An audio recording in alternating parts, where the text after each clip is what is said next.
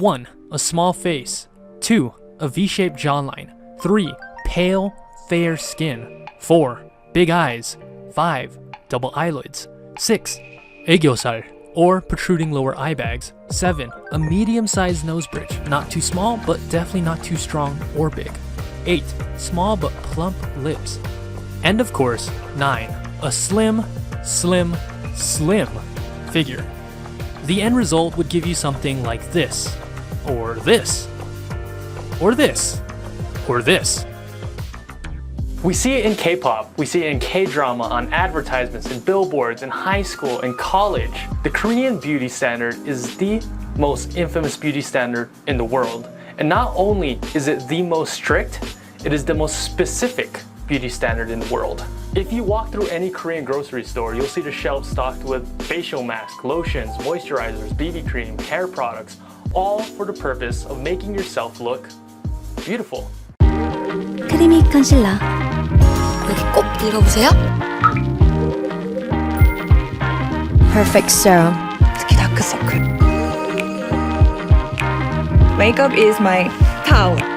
There are thousands of channels dedicated to K-beauty and K-makeup. Even the act of simply just washing your face is a 10-step process. The importance of K-beauty is such that the K-beauty industry is estimated to be worth more than $13 billion, with an annual 11.3% growth rate. By 2026, it's estimated to be worth $21 billion, which would make it 4 times bigger than the entire K-pop industry. Game over. Wow. I mean, why stand BTS or Blackpink when you can stand Innisfree? In fact, Amore Pacific, K-beauty conglomerate, earns 5 trillion won a year, or $4.4 billion, 9 times of what Big Hit earned in 2019.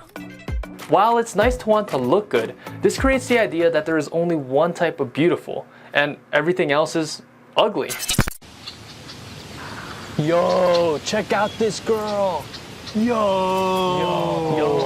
She's hot, right? Yo, she aight. She might be a 9 here, but in Korea, she more like a 6, 5. Bro, what you talking about? Bruh, her skin all dark and her nose messed up. Ah, you right.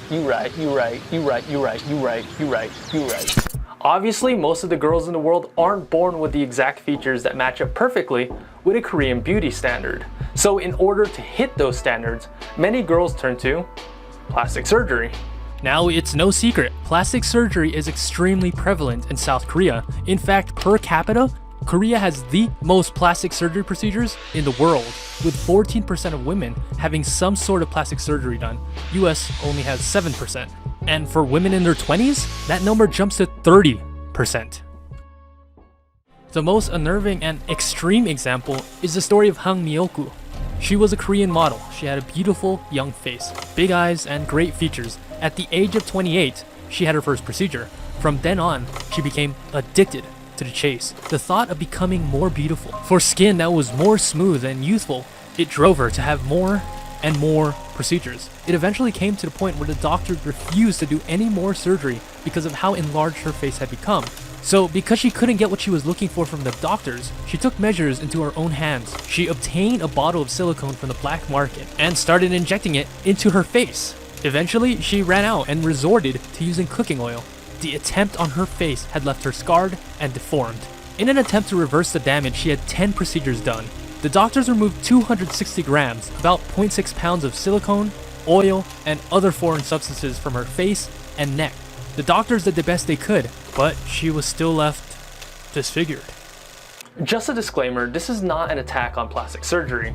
I personally have no problem with it. I think it's perfectly fine in moderation. Of course, there's nothing wrong with wanting to look beautiful.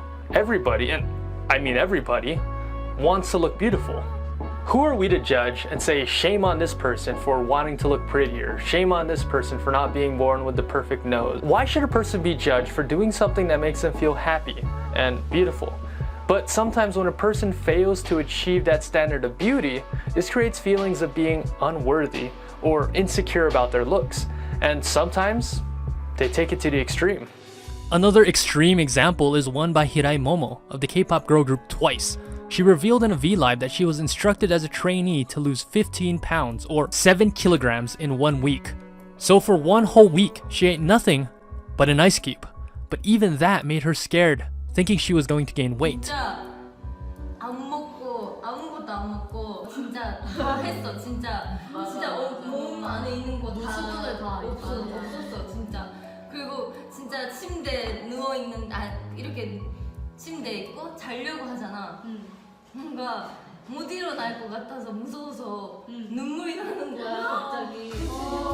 일주일 동안 아무리 안 먹었어? 진짜 얼음 하나 이런 거. 진짜 얼음 하나. 근데 이거 먹어도 진짜 살찔 것 같은 거야. During the blood, sweat, and tears era, Jimin of BTS said he had to go through a diet that made him feel extremely ill. He also had to lose 15 pounds. This caused him to pass out often during practices. Sistar's Taesom once ate nothing but cucumbers for 3 straight weeks in order to lose 22 pounds or 10 kilograms. Now, this is just 3 of many examples of idols, celebrities, or even just normal people trying to keep up with the beauty standards enforced on them. Because this so-called beauty is so sought after and desired, many people will go to extreme, unhealthy methods to achieve their goal. I wanted to find someone that had first-hand experience of this in the Korean entertainment industry, so I was able to speak with soloist Crazy Grace, an artist in the Korean music industry.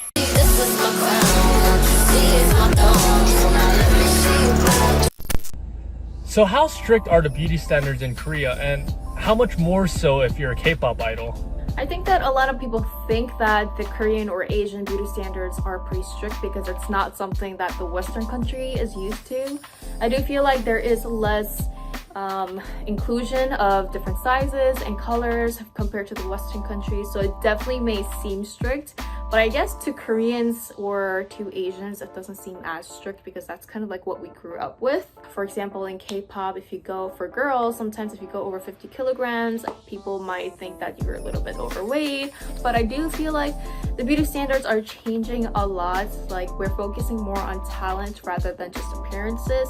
In Korean, we call it like 개성 있게, which is like uniqueness, like your own personal talent that you have about yourself. So that is definitely being more focused nowadays, and I hope it changes like that because we shouldn't be focusing too much on appearances. It should be balanced. So I guess what are some of the first-hand experiences that you've seen of people trying to fit into these standards? Well, I've seen girls take laxatives because we were having like a weight day, which they check your weight like every, I think was once a week. Sometimes they did it every day if they didn't really like us or something. But during weight check-in days, there would be girls literally taking laxatives in order to flush out their system so it doesn't seem like they've gained weight. And that's kind of, it's not good for you if you're forcefully taking drugs. If it's not something that you're supposed to be taking because of health reasons. There would also be a time when girls would eat yogurt instead of meals, and then there was like company people who would see us buy yogurt and they were yelling, well, not yelling, but they were kind of criticizing the girl who got the yogurt, saying that that yogurt contained too much sugar, too much this and that, why are you eating that? And instead of like educating us and instead of educating us about food and what we should be eating instead of this, or like literally providing us with something that we could actually afford, they just criticize you. They just say something about you, and that's like the mental stress that just makes it worse. So my last question, I guess, is how do you think that Koreans, especially women, can learn to feel more confident about themselves and their own beauty? I think to feel confident anywhere around the world, we need to have more inclusion. We need to include more sizes. We need to include more beauty standards, such as if you don't have double eyelids, it doesn't mean you're ugly. It means you're unique. That's beautiful. You know, having whatever it might be, having a square jaw instead of V-line, which V-line is very popular in Asia. I have a freaking square jaw and they didn't think this was okay. And I almost even thought about going to surgery, like having my bone shaved because it wasn't inclusive in the beauty standards. If we include so many more things to this pot of beauty standards, I think it would make a lot of people more confident. And I think everyone is fine the way they are, but it is also okay to not be fine and want to tweak some little things, because we all have our own beauty standards and we all have our own happiness and what we want to do to our own bodies and our own confidence. So we should be just okay and be more open-minded with everything. Whether you want this or you don't, you should also be very open-minded. So what do you guys think? Is the Korean beauty standard too strict, especially on idols? Let me know down below in the comments.